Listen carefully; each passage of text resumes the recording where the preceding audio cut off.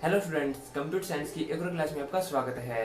तो students, Excel का जो इंट्रोडक्शन है उसके बारे में हम पहले ही बात कर चुके हैं, जिसके अंदर हमने एक्सेल का इंट्रोडक्शन लिया था और उसके कुछ जो बेसिक कंपोनेंट्स होते हैं उनके बारे में बात की थी।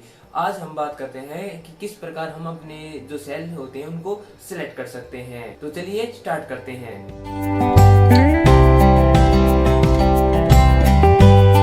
स्टूडेंट्स, अगर आपने एक्सेल की पहले पार्ट की वीडियो नहीं देखी है तो उस वीडियो को भी आप देख लीजिए, जिससे जो भी हम आगे करने वाले हैं वो आपको अच्छे से समझ में आ जाए। अब हम स्टार्ट करते हैं हमारे एक्सेल के आगे के कंपोनेंट्स। तो स्टूडेंट्स, इससे पहले वाली वीडियो में आपने देखा था कि हम एक्सेल को कैसे स्टार्ट करते हैं और उसका कुछ बेसिक इंट्रोडक्शन हमने किया था। इसके बाद हम ये देखेंगे कि किस प्रकार हम अपने एक्सेल के अंदर सेल्स को सिलेक्ट कर सकते हैं और किस प्रकार डेटा को एंटर कर सकते हैं और उनको मॉडिफाई कर सकते हैं।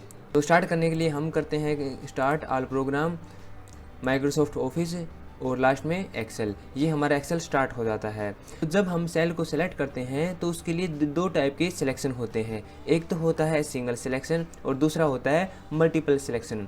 सिंगल सिलेक्शन के लिए हम केवल एक ही सेल को सिलेक्ट करते हैं और मल्टीपल सिलेक्शन के लिए हमें एक से ज़्यादा सेल्स को सिलेक्ट करते हैं।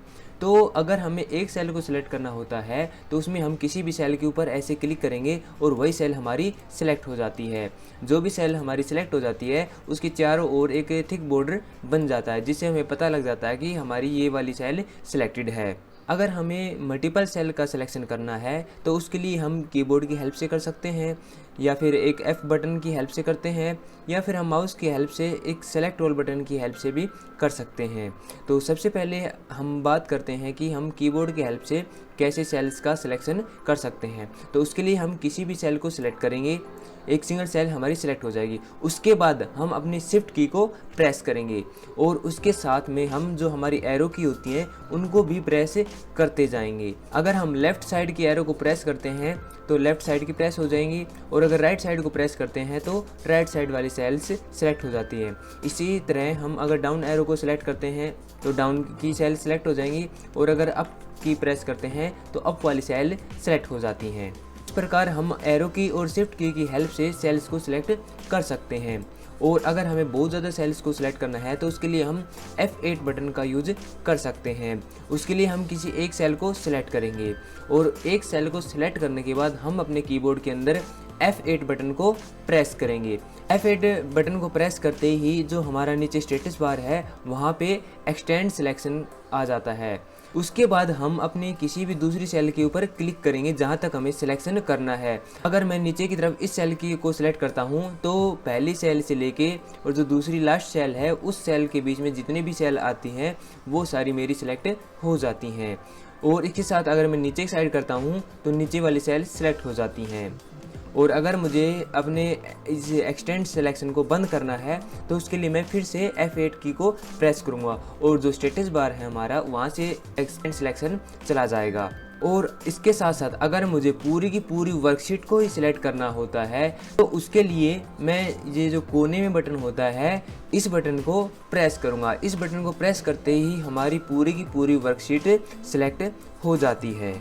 और इसके अलावा अगर हमें सेल की पूरी रेंज सेलेक्ट करनी है, हमें पूरा का पूरा कॉलम सेलेक्ट करना है या फिर पूरी की पूरी रो सेलेक्ट करनी है तो सिंपल जो हमारी रो हेडिंग है या फिर जो कॉलम हेडिंग है उसके ऊपर क्लिक करके भी हम सेल की रेंज को सिलेक्ट कर सकते हैं। फॉर एग्जांपल, अगर मुझे ये पूरा का पूरा कॉलम सेलेक्ट करना है तो उसके लिए जो कॉलम हेडिंग है, जो भी हमारी इसके ऊपर जो कॉलम हेडिंग लिखी हुई है ABCD, इस सी बटन के ऊपर मैं क्लिक करूंगा और हमारा पूरा का पूरा कॉलम सेलेक्ट हो जाता है। और इसके अलावा अगर मुझे पूरी की पूरी रो सेलेक्ट करनी है तो जो रो हेडिंग होती हैं जिसको हम 1 2 3 या फिर नंबर से डिनोट करते हैं तो उस नंबर के ऊपर या फिर जो रो हेडिंग है उसके ऊपर मैं क्लिक करूंगा और जो पूरी की पूरी रो है वो हमारी सिलेक्ट हो जाती है।